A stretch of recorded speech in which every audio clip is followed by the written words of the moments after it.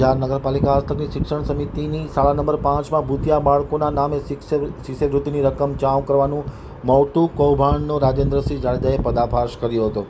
તેમને સંબંધિત સત્તાવાળાઓને પત્ર લખી જાણ કરવામાં આવી છે.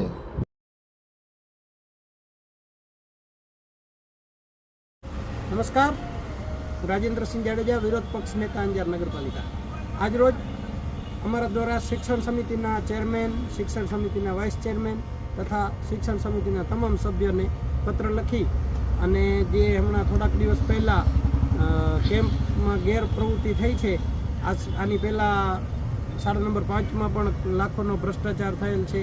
આવા અનેક ખોટા કામો જે શિક્ષણ સમિતિ કાંઈ બોલતી નથી તે બાબતે અમારા દ્વારા પત્ર લખી અને શિક્ષણ સમિતિના તમામ જવાબદાર વ્યક્તિઓને બે હાથ જોડી આપના ચેનલના માધ્યમથી પણ વિનંતી કરું છું કે આપને જે અંજાર નગરપાલિકા દ્વારા જવાબદારી સોંપવામાં આવી છે તેને આપ નિષ્ઠાપૂર્વક પૂરી કરો.